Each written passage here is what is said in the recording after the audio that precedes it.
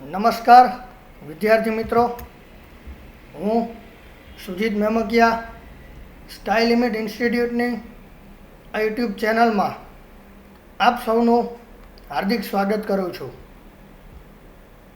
વિદ્યાર્થી મિત્રો, આજના આ લેક્ચરમાં આપણે ધોરણ 9 સામાજિક વિજ્ઞાન પાઠ નંબર 4 ભારતની રાષ્ટ્રીય ચળવળો એના પહેલા ભાગમાં જ્યાંથી અધૂરું મૂકેલું ત્યાંથી કન્ટિન્યુ કરીશું. તો આજનો પહેલો ટૉપિક છે આપણો મિત્રો વિદેશમાં ક્રાંતિકારી પ્રવૃત્તિઓ. વિદેશમાં થતી ક્રાંતિકારી પ્રવૃત્તિઓ દ્વારા ભારતની ક્રાંતિકારી પ્રવૃત્તિને વેગ મળતો હતો. તો વિદેશમાં જે ક્રાંતિકારી પ્રવૃત્તિઓ કરવામાં આવતી હતી એ બધી પ્રવૃત્તિઓથી આપણા ભારતમાં જે ક્રાંતિકારી પ્રવૃત્તિઓ થઈ રહી છે એને વેગ મળતો હતો, એટલે કે એને ઝડપ મળતી હતી. ઇંગ્લેન્ડથી છુપી રીતે રસોઈયાના બિસ્તરામાં પિસ્તોલો શસ્ત્રો ભારત મોકલતા. ઇંગ્લેન્ડથી જે આધુનિક શસ્ત્રો હોય એ ભારતમાં ક્રાંતિકારીઓને મળી રહે એના માટે જે રસોઈયાના બિસ્તરા હોય, બિસ્તરા એટલે એમનો સામાન, જે રસોઈયાના જે સામાનો હોય એમાં પિસ્તોલો અને શસ્ત્રો જે છે એ અહીંયાથી ભારત મોકલવામાં આવતા હતા. ક્રાંતિકારીઓની ટીકા કરનાર અંગ્રેજ વિલિયમ વાયલીની મદનલાલ ધીંગરાએ હત્યા કરી.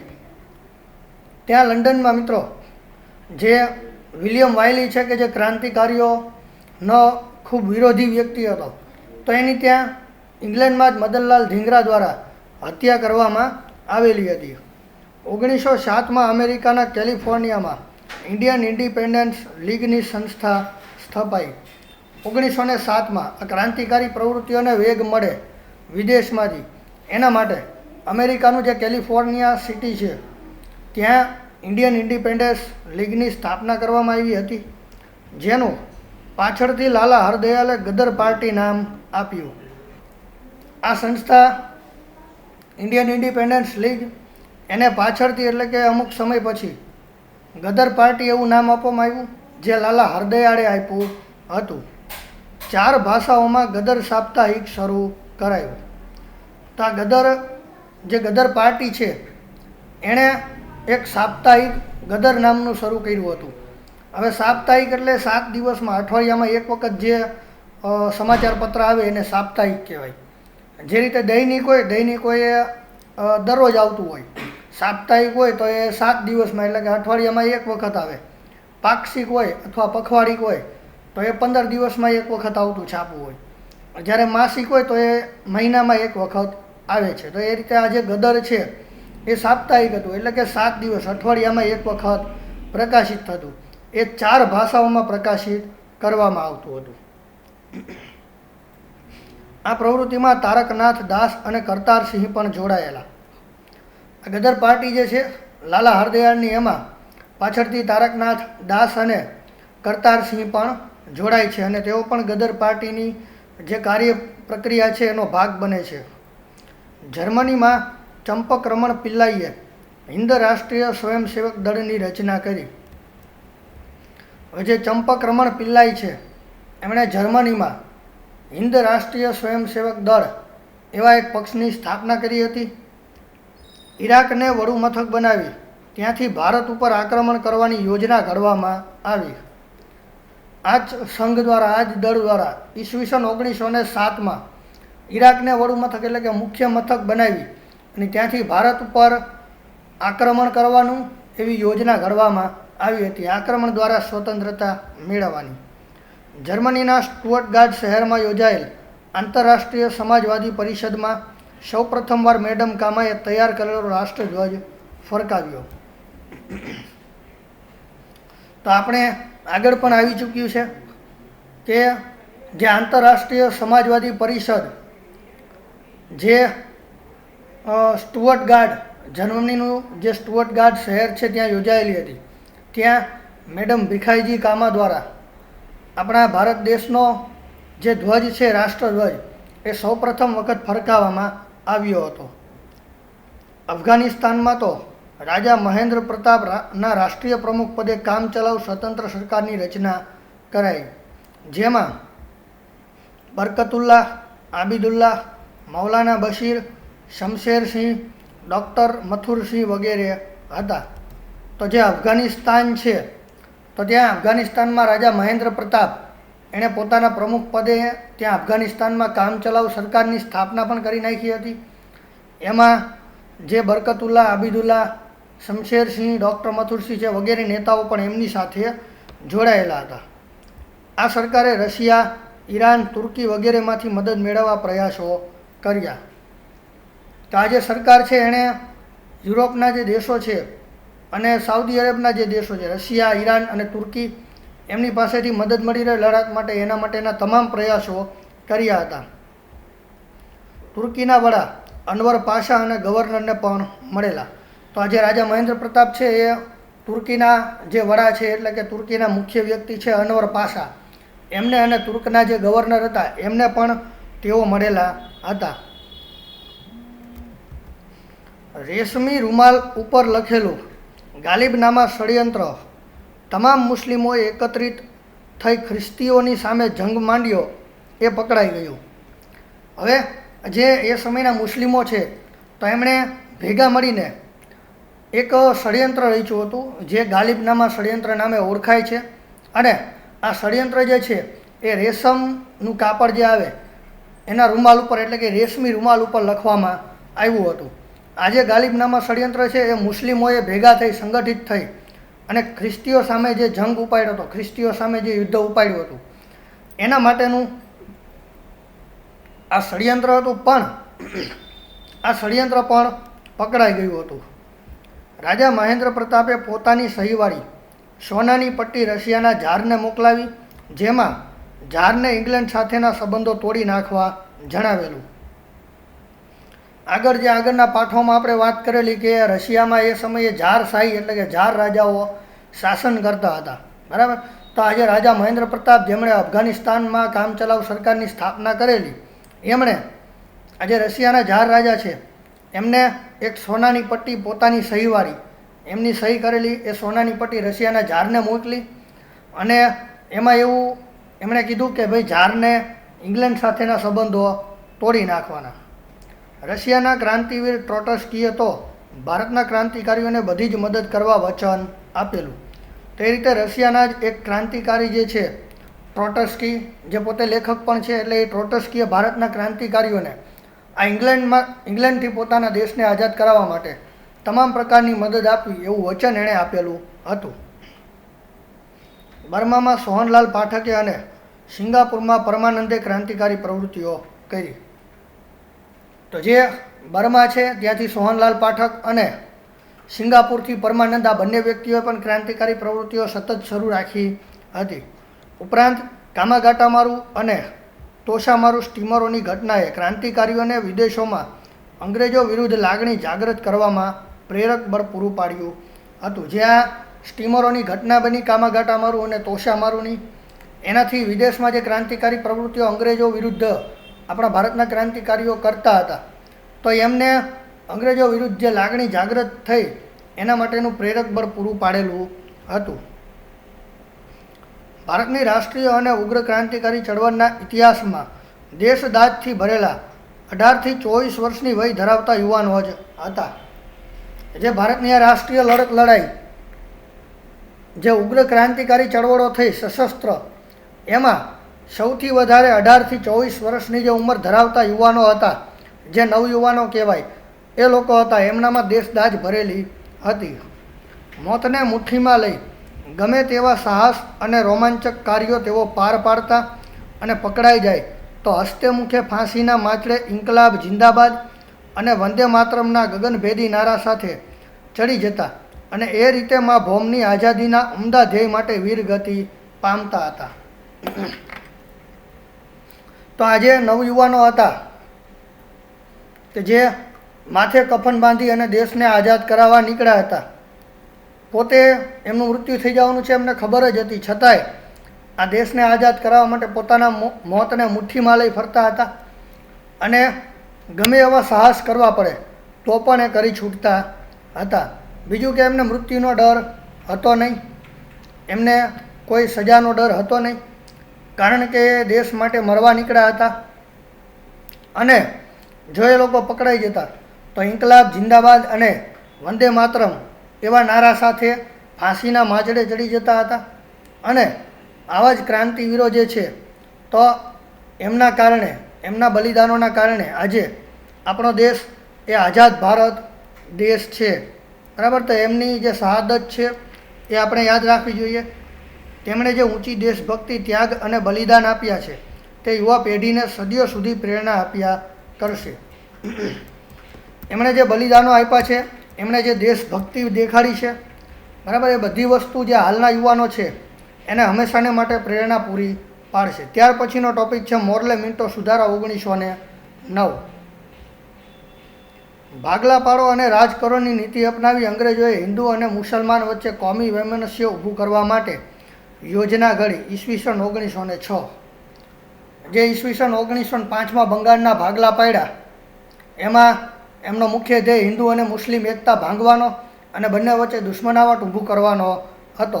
તો આ જે છે હિન્દુ અને મુસલમાન વચ્ચે ભાગલા પડાવવા માટે, એમના વચ્ચે દુશ્મનાવટ ઊભું કરાવવા માટે જ 1906માં એમણે ભાગલા પાડો અને રાજકરોની નીતિ અપનાવી હતી. આગા ખાનના નેતૃત્વ નીચે મુસ્લિમોનું પ્રતિનિધિમંડળ વાઇસરોય મિન્ટોને મળ્યું. જે મુસ્લિમોના એ સમયના ધાર્મિક વડા છે આગા ખાન, તો એમના નેતૃત્વ નીચે જે અમુક મુસ્લિમોનું પ્રતિનિધિમંડળ છે એ વાઇસરોય મિન્ટોને મળે છે. તે વખતે હિન્દી વજીર મોર્લે હતા. 1909નો સમય, અને એ વખતે જે હિન્દના વજીર હતા એ મોર્લે નામના વ્યક્તિ હતા. આ સુધારાને મોર્લે મિન્ટો સુધારા કહે છે. આ સુધારામાં હિન્દી વજીર મોર્લે અને એ સમયના વાઇસરોય મિન્ટોનું વિશેષ પ્રદાન હોવાના કારણે આ જે સુધારા છે એને મોર્લે મિન્ટો સુધારા તરીકે પણ ઓળખવામાં આવે છે. ત્યાર પછીનો ટોપિક છે મિત્રો ગાંધીજીનું ભારતમાં આગમન. તો જે ગાંધીજી દક્ષિણ આફ્રિકામાં રંગભેદ વિરુદ્ધ સત્યાગ્રહની લડત સફળ રીતે રડીને પાછા ફર્યા હતા. ઈસવીસન 1915માં ગાંધીજી જ્યાં દક્ષિણ આફ્રિકામાં ગયેલા, કે જ્યાં તેઓ રંગભેદની, કાળા ગોરાની જે રંગભેદની નીતિ હતી એના વિરુદ્ધમાં ત્યાં સત્યાગ્રહો કરી અને જે એમને વિજયો મળ્યા હતા, એટલે ત્યાં દક્ષિણ આફ્રિકાથી સફળ થઈ અને તેઓ 1915માં ભારત પાછા આવ્યા હતા. એમના રાજકીય ગુરુ ગોપાલકૃષ્ણ ગોખલે અને આધ્યાત્મિક ગુરુ શ્રીમદ રાજચંદ્ર પાસેથી પ્રેરણા મેળવી. ગાંધીજીના જે ગુરુઓ છે એ પૈકીના જે એમના રાજકીય ગુરુ હતા ગોપાલકૃષ્ણ ગોખલે, અને એમના જે આધ્યાત્મિક ગુરુ હતા શ્રીમદ રાજચંદ્ર, એમને ગાંધીજીને ભારતમાં ક્રાંતિકારી પ્રવૃત્તિઓ માટેની પ્રેરણા આપી હતી. ગાંધીજીએ ઘણા ખરા ભાગોનો પ્રવાસ કરી હિન્દના જીવનને ઓળખવાનો પ્રયાસ કર્યો. શરૂઆતમાં જ્યારે ભારતમાં ગાંધીજી આવ્યા ત્યારે એમણે સમગ્ર ભારતનો પ્રવાસ કર્યો હતો અને ભારતનું જે જનજીવન છે કેવું છે, એના ઉપર અંગ્રેજોનો કેવો પ્રભાવ છે એ બધું જાણવાની કોશિશ કરી હતી. હિન્દુસ્તાનની ગરીબીનું મૂળ અંગ્રેજો દ્વારા થતા શોષણને કારણભૂત ગણી હિન્દમાંથી બ્રિટિશ શાસનને નાબૂદ કરવાના ઉપાયો વિચાર્યા. એ હિન્દુસ્તાનનું જે ગરીબી છે, હિન્દુસ્તાનમાં જે ગરીબી હાલમાં છે, તો એનું કારણ એ અંગ્રેજ સરકાર છે અને અંગ્રેજો છે એવું માની એમણે આજે ભારતમાં અંગ્રેજી શાસન છે એને સંપૂર્ણપણે નાબૂદ કરવાનો એવો વિચાર એમણે કરી લીધો હતો. ત્યાર પછીનો આપણો ટોપિક છે મિત્રો રોલેટ એક્ટ. બ્રિટિશ સરકારે ઇંગ્લેન્ડના કાયદા ખાતાના પ્રધાન રોલેટના અધ્યક્ષપદે રોલેટ એક્ટ ઘડી કાઢ્યો હતો ઈસવીસન 1929. તો મિત્રો જે ઈસવીસન 19માં બ્રિટન સરકાર જે ઇંગ્લેન્ડમાં છે, તો ત્યાંના કાયદા પ્રધાન રોલેટ નામનો વ્યક્તિ છે, એના અધ્યક્ષપદે આ રોલેટ એક્ટ ઘડી કાઢ્યો હતો. આ કાયદો ક્રાંતિકારીઓ અને રાષ્ટ્રવાદીઓનું દમન કરવાના ઉદ્દેશથી ઘડાયેલો હતો. આ જે કાયદો ઘડવામાં આવ્યો તો એનો મુખ્ય હેતુ એક ક્રાંતિકારીઓ અને જે રાષ્ટ્રવાદી વ્યક્તિઓ છે એમનું દમન કરવા માટેનો, એટલે કે એમને આગળ વધવા નહીં દેવા માટેનો હતો. વ્યક્તિ સ્વાતંત્ર્ય અને વાણી સ્વાતંત્ર્યને હણી નાખતો આ કાયદો કાળા કાયદા તરીકે ઓળખાયો. આ કાયદો જે છે એનાથી વ્યક્તિનું સ્વાતંત્ર્ય અને જે વાણીનું સ્વાતંત્ર્ય છે એ જે મૂળભૂત અધિકારો કહી શકાય એનું હનન થતું હતું. બરાબર, એને હણી નાખતો હતો, એટલે આ કાયદાને કાળા કાયદા તરીકે પણ ઓળખવામાં આવે છે, બ્લેક એક્ટ. આ કાયદા મુજબ કોઈ પણ શંકાસ્પદ વ્યક્તિની ધરપકડ કરી શકાતી અને તેના પર મુકદ્દમો ચલાવ્યા સિવાય દિવસો સુધી જેલમાં પૂરી રાખી શકાતી. આ કાયદાની જોગવાઈ એવી હતી કે અંગ્રેજ સરકારને કે અંગ્રેજના જે અમલદારો હોય એમને કોઈ પણ વ્યક્તિ ઉપર શંકા જાય એટલે એમને વહેમ જાય કે આ વ્યક્તિ ક્રાંતિકારી હોઈ શકે, એટલે એ વ્યક્તિને એ પકડી શકતા, ધરપકડ કરી શકે અને એમના ઉપર મુકદ્દમો ચલાવ્યા સિવાય, એટલે એમને કોર્ટમાં રજૂ કરીને એમના ઉપર મુકદ્દમો હાલે એ બધું કંઈ કરવાનું નહીં, પણ એ બધું સિવાય એને દિવસો સુધી જેલમાં પૂરી રખાતો. જ્યાં સુધી એમને રાખવો હોય ત્યાં સુધી એ જેલમાં પૂરી રાખે. જેથી ગાંધીજીએ આને કાળો કાયદો કહ્યો. ગાંધીજી આ કાયદાને કાળા કાયદા તરીકે ઓળખાયો હતો. તો મોતીલાલ નહેરુને મતે દલીલ, અપીલ અને વકીલાતનો અધિકાર લઈ લેવામાં આવ્યો. અહીંયા દલીલ એટલે તમારી ધરપકડ થાય છે તો તમારે સામે તમારો પક્ષ રજૂ કરવો એને દલીલ કહેવાય, તો એ દલીલનો અધિકાર. એ સિવાય અપીલ, તો તમને આગળ ન્યાય મળે એના માટેની જે અપીલ કરવાની હોય, અને વકીલાત આ ત્રણનો અધિકાર લઈ લેવામાં આવ્યો હતો. આ કાયદાથી બ્રિટિશ સરકારને વિરોધીઓનું દમન કરવાની વિશાળ સત્તા મળી ગઈ. આ કાયદો જે છે એ બ્રિટનના ફાયદામાં હતો. આનાથી જે બ્રિટિશ સરકાર છે ભારતમાં, એને જે એમના વિરોધીઓ હતા એમને દબાવી દેવા માટેની વિશાળ સત્તાઓ મળી ગઈ હતી. તેથી તેનો નેતાઓ અને પ્રજાએ ઠેર ઠેર વિરોધ કર્યો. સભાઓ, સરઘસો, દેખાવો અને હડતાળોનું તેના વિરોધમાં આયોજન થયું. આ કાયદાના વિરોધમાં ઘણી બધી સભા, સરઘસ, દેખાવો વગેરેનું આયોજન કરવામાં આવ્યું હતું. ગાંધીજીની દિલ્હીમાં સરકારે ધરપકડ કરી. ગાંધીજીને દિલ્હીથી અંગ્રેજ સરકારે ઉપાડી લીધા, જેલમાં નાખી દીધા. પંજાબમાં ડૉક્ટર સત્યપાલ અને ડૉક્ટર કિચલુની ધરપકડ કરાતા આંદોલન ઉગ્ર થયું. પંજાબના જે લોકપ્રિય નેતાઓ છે ડૉક્ટર સત્યપાલ અને ડૉક્ટર કિચલુ, આ બંનેની ધરપકડ કરી લેવામાં આવી. એનાથી આ આંદોલન ખૂબ ઉગ્ર બન્યું હતું. સરકારે એ સમયે દમનનો દોર છૂટો મૂક્યો, એટલે કે એમણે દમન ભારતની પ્રજા ઉપર કરવાનું ખૂબ વધારી દીધું હતું. ત્યાર પછીનો ટોપિક આપણો મિત્રો છે જલિયાવાલા બાગનો હત્યાકાંડ, 13 એપ્રિલ 1919. પંજાબમાં અમૃતસરમાંથી લોકપ્રિય નેતાઓ ડૉક્ટર સત્યપાલ અને ડૉક્ટર કિચલુની ધરપકડ થઈ. આપણે આગળ વાત કરી. તેના વિરોધમાં વૈશાખીના તહેવારના દિવસે પંજાબના અમૃતસરમાં આવેલ જલિયાવાલા બાગમાં એક સભાનું આયોજન થયું. તો જે પંજાબના બે લોકપ્રિય નેતાઓની ધરપકડ કરવામાં આવી એના વિરોધમાં વૈશાખી જે તહેવાર છે પંજાબીઓ માટે, તો એ વૈશાખીના તહેવારના દિવસે જ પંજાબના અમૃતસરમાં જે જલિયાવાલા બાગ આવેલો છે એમાં એક સભાનું આયોજન કરવામાં આવ્યું. આ જલિયાવાલા બાગ એટલે કોઈ બગીચો નથી મિત્રો, એક મેદાન છે જે જલિયાવાલા બાગ નામે ઓળખાય છે. લશ્કરના સૈનિકોને લઈ જનરલ ઓડોનિલ ડાયર ત્યાં પહોંચી ગયો. જે આ આયોજન થયું હતું સભાનું, એ સભામાં લોકો શાંતિપૂર્ણ શસ્ત્રો વિના ભેગા મળી અને ખાલી એમના જે લોકપ્રિય નેતાઓની ધરપકડ થઈ એનો વિરોધ કરી રહ્યા હતા. પણ આ જ સમયે જે જનરલ ઓડોનિલ ડાયર નામનો એક જનરલ હતો, એક અંગ્રેજ અધિકારી હતો, એ પોતાની સેના લઈ, પોતાનું લશ્કર લઈ અને અહીં પહોંચી જાય છે. કશી જ પૂર્વ ચેતવણી આપ્યા વગર મશીન ગનમાંથી ગોળીઓનો વરસાદ નિર્દોષ પ્રજા પર વરસાવ્યો. કોઈ પણ પૂર્વ ચેતવણી એટલે ઊભું થવાનું એમને કે એમને જતા રહો એવું કોઈ પૂર્વ ચેતવણી નહીં. સીધું એને મશીન ગનમાં ગોળીઓ જે હતી એનાથી ગોળીઓનો વરસાદ ચાલુ કરી દીધો. બાગની ચારે બાજુએ ઊંચી દિવાલો, વચ્ચે અવાવરું કૂવો અને બહાર નીકળવાનો સાંકડો એક જ માર્ગ હોવાથી સંખ્યાબંધ લોકોનો ગોળીબારનો ભોગ બન્યા.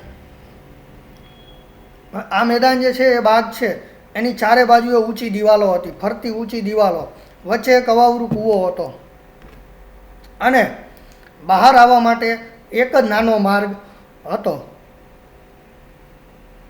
અને જ્યાં નાનો એવડો માર્ગ હતો એ માર્ગ પર જ જનરલ ડાયર પોતાના લશ્કરને લઈ ગોળીબાર કરી રહ્યો હતો, જેના કારણે ઘણા બધા લોકો આ ગોળીબારનો ભોગ બન્યા હતા.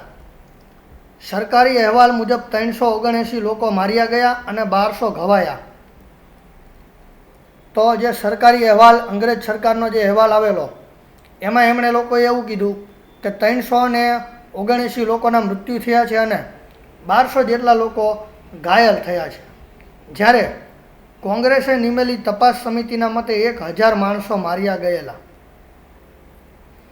કોંગ્રેસે જે તપાસ સમિતિની નિમણૂક કરી કે આ જલિયાવાલા બાગનો જે હત્યાકાંડ થયો એની તપાસ કરે એના માટે જે એક સમિતિ નીમવામાં આવી, તો એ સમિતિએ એવું કીધું કે આ હત્યાકાંડમાં 1000 માણસોના મૃત્યુ થયા છે. બ્રિટિશ સરકાર વતી તપાસ કરનાર હન્ટર કમિશને જનરલ ડાયરનો બચાવ કર્યો અને અજાણતા થઈ ગયેલી પ્રામાણિક ભૂલ તરીકે ક્ષમ્ય ગણી. તો આ હત્યાકાંડની જે તપાસ કરવા માટે બ્રિટનમાંથી હન્ટર કમિશન આવ્યું હતું, તો એ હન્ટર કમિશને પોતાના અધિકારી જનરલ ડાયર જે છે એનો બચાવ કર્યો અને એવું કીધું કે અજાણતા થઈ ગયેલી પ્રામાણિક ભૂલ, એટલે કે આ જલિયાવાલા બાગનો જે હત્યાકાંડ જનરલ ડાયર દ્વારા કરવામાં આવ્યો તો એ એનાથી અજાણતા થઈ ગયું, એટલે કે અઠેકથી એનાથી થઈ ગયું છે. બીજી તરફ ડાયર જ્યારે ઇંગ્લેન્ડ પાછો ફર્યો ત્યારે તેનું 2000 પાઉન્ડ તથા તલવાર આપીને સન્માન કરાયું. તો જ્યાં જનરલ ડાયર છે એ ત્યાં ઇંગ્લેન્ડમાં પાછો ગયો ભારતથી, ત્યારે એના હત્યાકાંડ માટે, જે હત્યાકાંડ એણે કર્યો હતો એના માટે એને 2000 પાઉન્ડ જેટલી મોટી રકમ અને સોનાની તલવાર એને ભેટમાં આપવામાં આવી હતી. આથી હિન્દની પ્રજાને જબરદસ્ત આઘાત લાગ્યો. જે ભારતની પ્રજા છે એને ખૂબ દુઃખ લાગ્યું, ખૂબ ગુસ્સે ભરાયા. આ અમાનવીય હત્યાકાંડ પછી ગાંધીજીની અંગ્રેજો પરત્વેની રહી સહી શ્રદ્ધા પણ ડગી ગઈ. ગાંધીજીના અત્યાર સુધી એમ હતું કે ના, અંગ્રેજો હજી થોડા ઘણા તો સારા છે, પણ આજે હત્યાકાંડ કરવામાં આવ્યો એના પછી ગાંધીજીને પણ એવું થઈ ગયું કે હવે અંગ્રેજો ઉપર વિશ્વાસ કરવા જેવું નથી. આ બનાવે સમગ્ર દેશમાં રાષ્ટ્રીય એકતા સ્થાપવામાં મહત્ત્વનો ભાગ ભજવ્યો. આ બનાવ જે થયો એનાથી દેશમાં રાષ્ટ્રીય એકતા સ્થપાઈ હતી. અસહકારના ભાવિ આંદોલનની ભૂમિકા પણ આ હત્યાકાંડે પૂરી પાડી. જે અસહકારનું આંદોલન પાછળથી થયું એના માટેની પૂર્વ ભૂમિકા પ્રસ્તાવના આ જલિયાવાલા બાગના હત્યાકાંડે જ પૂરી પાડી હતી. ત્યાર પછીનો આપણો ટોપિક છે મિત્રો ખિલાફત ચળવળ. પ્રથમ વિશ્વયુદ્ધ દરમિયાન તુર્કી જર્મનીના પક્ષે જોડાયું. જે આગળ આપણે વિશ્વયુદ્ધોની વાત કરી એમાં પ્રથમ વિશ્વયુદ્ધ છે, એમાં મિત્ર રાષ્ટ્રો અને ધરી રાષ્ટ્રોનું જે પક્ષ હતું એ પૈકી જે તુર્કી છે એ જર્મની એટલે કે ધરી રાષ્ટ્રના પક્ષે જોડાય છે. તેથી ઇંગ્લેન્ડના વિજય પછી તેની સાથે સંધિ કરવામાં આવી હતી. તો તુર્કી હારેલા રાષ્ટ્રોના પક્ષે જોડાયેલું હતું અને તેથી જે જીતેલા રાષ્ટ્રો છે એમાં ઇંગ્લેન્ડે આ તુર્કી સાથે સંધિ કરેલી. તેની શરતો અત્યંત કડક અને અન્યાયી હતી. એની શરતો બહુ અન્યાયી હતી. કઈ રીતે? તો તુર્કીનો સુલતાન એ વખતે ઇસ્લામ ધર્મના ખલીફા હતા. જે તુર્કીના સુલતાન છે એ સમયે ઇસ્લામ ધર્મના ખલીફા એટલે કે એમના ધાર્મિક વડા, જે એમના ધાર્મિક મેઇન વ્યક્તિ હોય એ હતા. તેણે જે કડક શરતો લદાયેલી તેનો વિરોધ કરીને તેને હળવી કરવા માટે ભારતને જે ચળવળ થઈ તેને ખિલાફત ચળવળ કહેવાય છે. હવે આ ચળવળમાં જે આ ખલીફાનું પદ નાબૂદ કરવામાં આવ્યું હતું અને જે એમના ઉપર જે કડક શરતો લાદવામાં આવેલી એના વિરુદ્ધમાં જે ચળવળ ભારતમાં થઈ હતી એ ખિલાફત ચળવળ તરીકે ઓળખાય છે. અલી ભાઈઓ આ આંદોલનના મુખ્ય નેતાઓ હતા. આ આંદોલન જે છે એના મુખ્ય નેતાઓ અલી ભાઈઓ હતા, મૌલાના શૌકત અલી અને મૌલાના મોહમ્મદ અલી. હિન્દુ મુસ્લિમ એકતાના ખ્યાલથી ગાંધીજીએ કોંગ્રેસને આ આંદોલનને ટેકો આપવાનો અનુરોધ કર્યો. જે હિન્દુ મુસ્લિમ એકતા છે એ જળવાઈ રહે, બંને વચ્ચે ભાગ ના પડે, બંને વચ્ચે દુશ્મનાવટ ના ઊભી થાય, એના માટે ગાંધીજીએ કોંગ્રેસને એવું કીધું કે આ ખિલાફત આંદોલનને આપણે ટેકો આપો. કોંગ્રેસના ટેકાથી આ આંદોલન વધારે વ્યાપક બન્યું. કોંગ્રેસ એ સમયની એક મુખ્ય સંસ્થા હતી, તો એનો જે ટેકો મળ્યો એનાથી આ આંદોલન ખૂબ વિસ્તાર પામ્યો હતો. ત્યાર પછીનો ટોપિક છે મિત્રો અસહકાર આંદોલન 1920 થી 22. અસહકારના આંદોલનને નાગપુર અધિવેશનમાં બહાલી મળી. હવે આ અસહકારનું આંદોલન છે એને ડિસેમ્બર 1920માં નાગપુરમાં જે કોંગ્રેસનું અધિવેશન મળેલું એમાંથી એને પરવાનગી મળી. કોંગ્રેસ હવે બ્રિટિશ સામ્રાજ્યના નેજા હેઠળ સ્વશાસનને બદલે સ્વરાજ્ય જોઈએ એવી બુલંદ માગણી કરી. એટલે કે બ્રિટિશ સામ્રાજ્યની હાજરી હોય એવું પોતાનું શાસન નહીં પણ સ્વરાજ્ય એટલે કે પોતાની જ હાજરીવાળું પોતાનું રાજ્ય એમણે મેળવવાની એવી ઘોષણા કરી હતી. જે અસહકારનું આંદોલન છે એના પાસાઓ પૈકી એક રચનાત્મક પાસું હતું. તો આંદોલનને હકારાત્મક પાસામાં હિન્દુ મુસ્લિમ એકતા દ્રઢ બનાવી, હિન્દુ મુસ્લિમ વચ્ચેની એકતા જે છે એને વધારે દ્રઢ બનાવી, સ્વદેશી ચીજવસ્તુઓનો આગ્રહ રાખવો, દેશમાં બનેલી વસ્તુઓ જે છે એ જ વાપરવી, ઘેર ઘેર હેટિયા ફરતા કરવા, સ્વદેશીના ઉત્પાદનને પ્રોત્સાહન મળે એના માટે ઘેર ઘેર આ જે રેટિયો છે એનો ઉપયોગ કરવો, તિરાક સ્વરાજ્ય ફંડમાં 1 કરોડ રૂપિયા એકઠા કરવા. આ આંદોલન માટે જરૂરી નાણાકીય સગવડ મળી રહે એના માટે જે તિરાક સ્વરાજ્ય ફંડ હતું તો એમાં 1 કરોડ રૂપિયા ભેગા કરવાના હતા. ખાદી, અસ્પૃશ્યતા નિવારણ, દારૂબંધી, રાષ્ટ્રીય શિક્ષણનો સમાવેશ થતો હતો.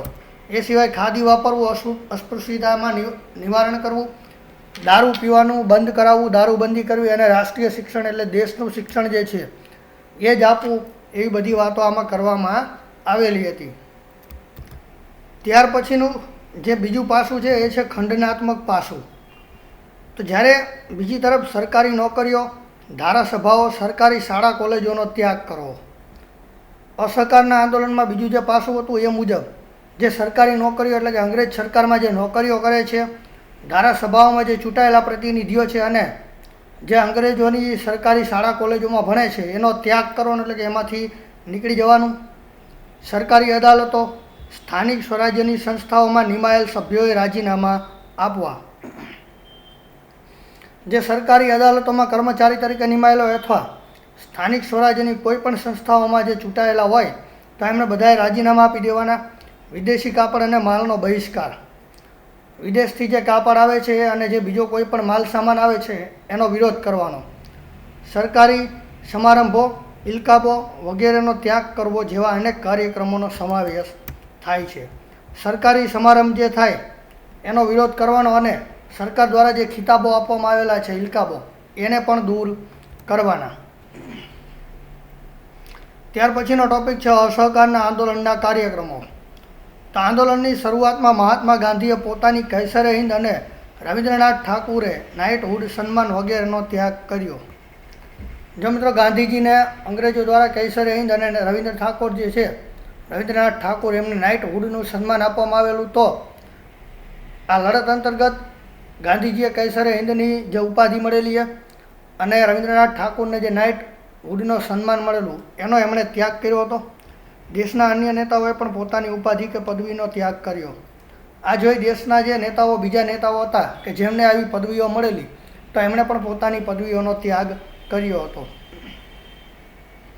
વિદ્યાર્થીઓએ અંગ્રેજી શાળા અને કોલેજો છોડી દીધી.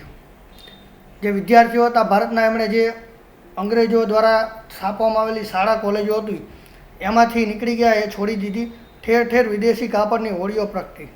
વિદેશી કાપડને સળગાવવામાં આવ્યું ઘણી બધી જગ્યાએ.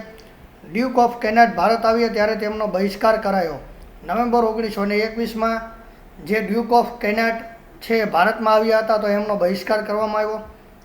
પ્રિન્સ ઓફ વેલ્સના સન્માનનો પણ બહિષ્કાર કરાયો. પ્રિન્સ ઓફ વેલ્સનું જે સન્માન અહીં ગોઠવવામાં આવેલું તો એનો પણ બહિષ્કાર કરવામાં આવ્યો હતો.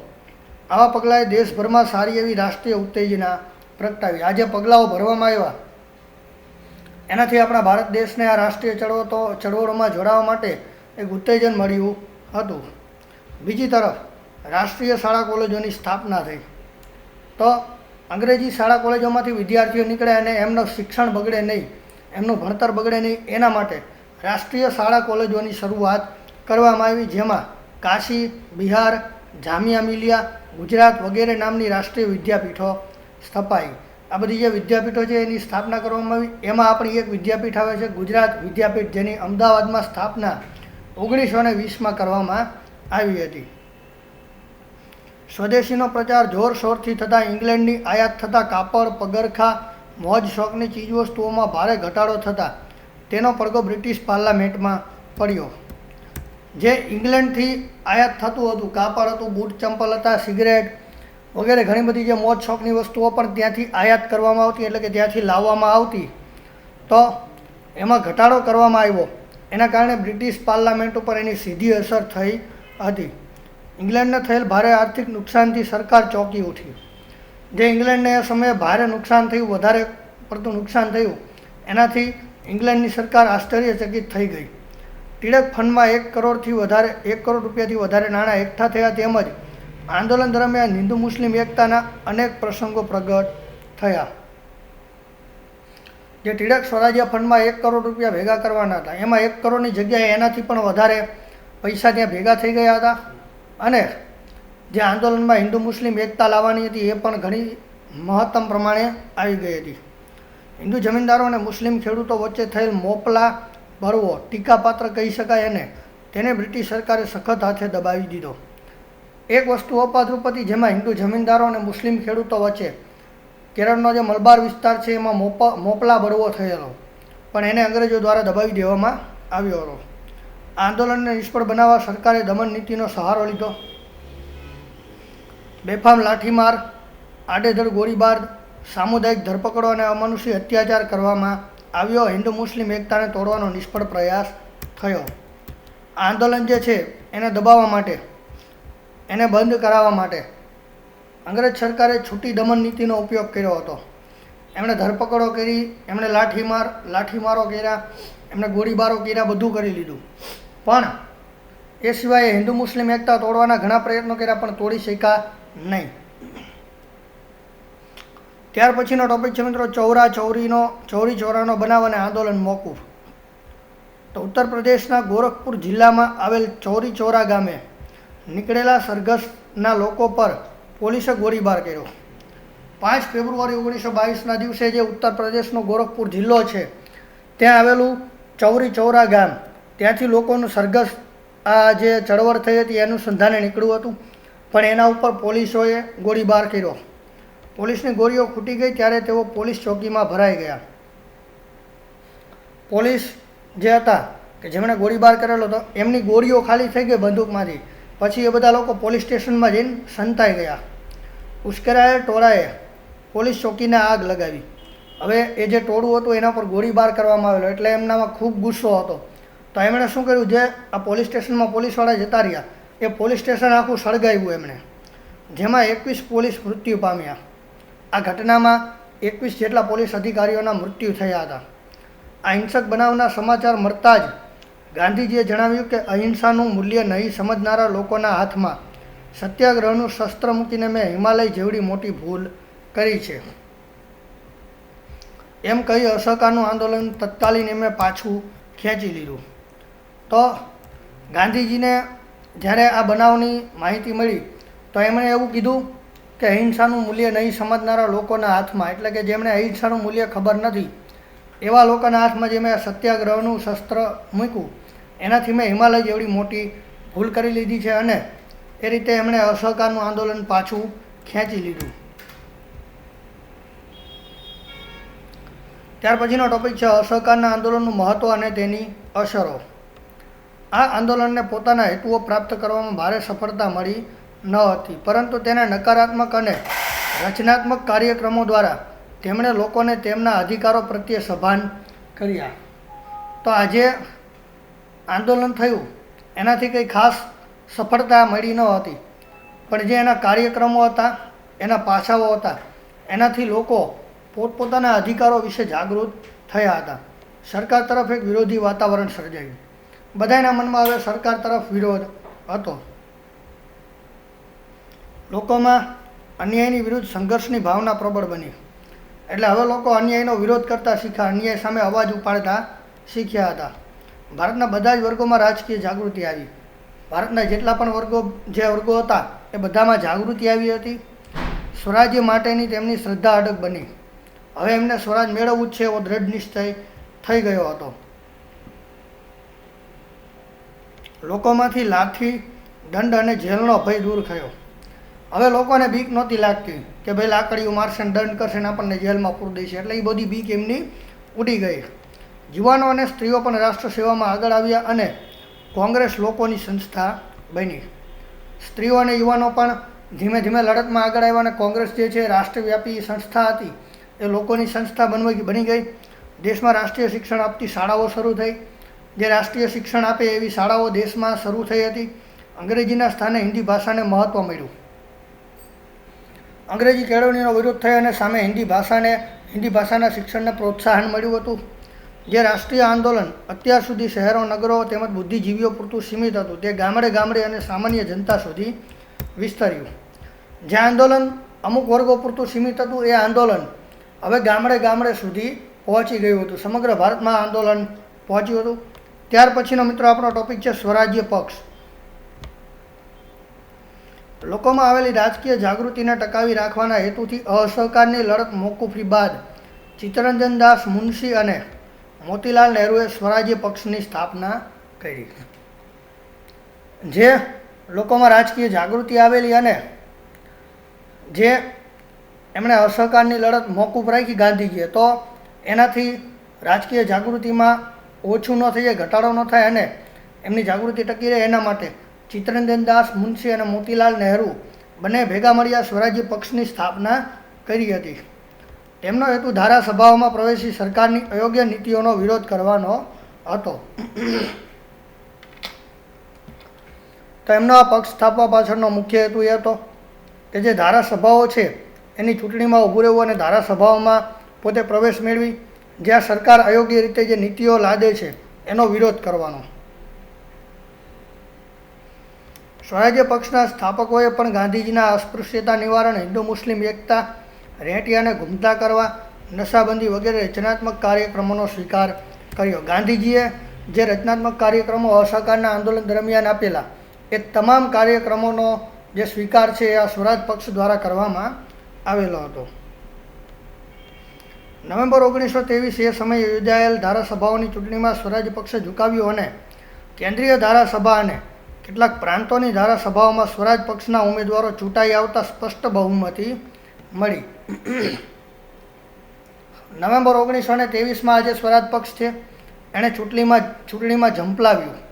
કેન્દ્રીય ધારાસભા અને જે પ્રાંતોની અલગ અલગ ધારાસભાઓ હતી એમાં બધામાં આ પક્ષના જે ઉમેદવારો હતા એ ચૂંટાઈ આવ્યા અને એને બહુમતી મળી હતી. બંગાળ પ્રાંતમાં જોકે બહુમતી ન મળી, છતાં એક મોટા અને મજબૂત પક્ષ તરીકે સ્થાન મેળવી શક્યો. બંગાળમાં ખાસ બહુમતી મળી ન હતી, પણ એક મોટો અને એક મજબૂત પક્ષ તરીકે આજે સ્વરાજ પક્ષ છે બંગાળમાં હવે સ્થાપિત થયો હતો. કેન્દ્રીય ધારાસભામાં પક્ષના નેતા તરીકે મોતીલાલ નહેરુ અને બંગાળ પ્રાંતમાં નેતા તરીકે ચિત્તરંજન દાસની વરણી થઈ. કેન્દ્રીય ધારાસભા જે હતી એમાં પક્ષના નેતા તરીકે મોતીલાલ નહેરુને સ્થાપવામાં આવ્યા અને બંગાળ પ્રાંતના નેતા તરીકે ચિત્તરંજન દાસ એમની નિમણૂક કરવામાં આવી હતી. સ્વરાજ પક્ષે સરકારી અંદાજપત્રો અને ખરડાઓને નામંજૂર કરી સરકારી અન્યાયી નીતિ રીતિનો વિરોધ કર્યો તેમજ પ્રજાના પ્રશ્નો તરફ સરકારને ધ્યાન આપવાની ફરજ પાડી.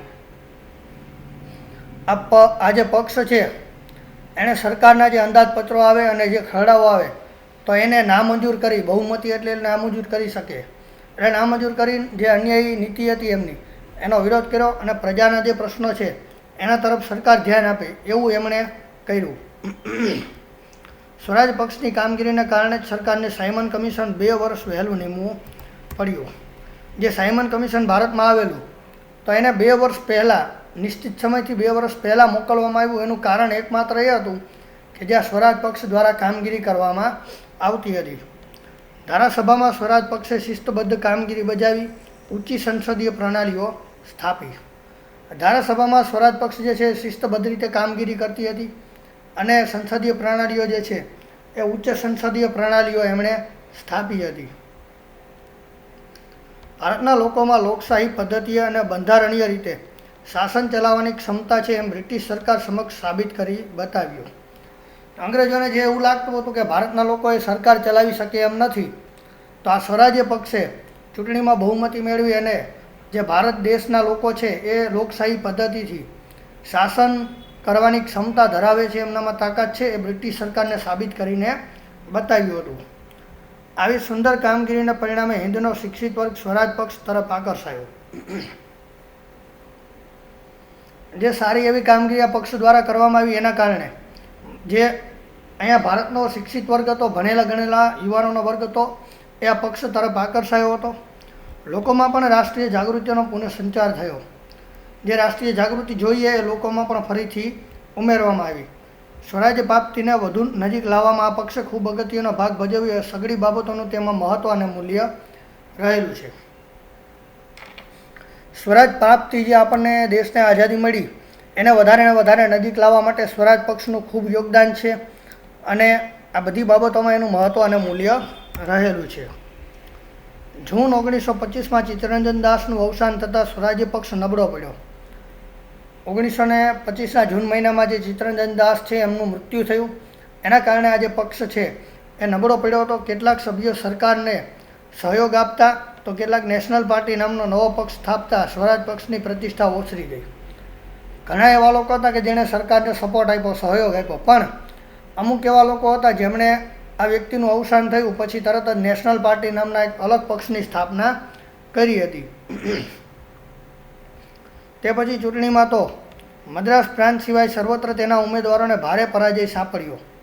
ઈસવીસન 1926માં મદ્રાસનો જે રાજ્ય છે પ્રાંત એ સિવાયના દરેક જગ્યાએ આ સ્વરાજ પક્ષના ઉમેદવારોને હારનો સામનો કરવો પડ્યો હતો. જોકે બિપિનચંદ્ર પાલ અને સુરેન્દ્રનાથ બેનર્જીએ તેમની કામગીરીની આકરી ટીકા પણ કરી. સુરેન્દ્રનાથ બેનર્જી અને બિપિનચંદ્ર પાલ દ્વારા એમના કામની ટીકા કરવામાં આવી હતી, બરાબર, એ પણ આપણે યાદ રાખીશું. તો મિત્રો, અહીં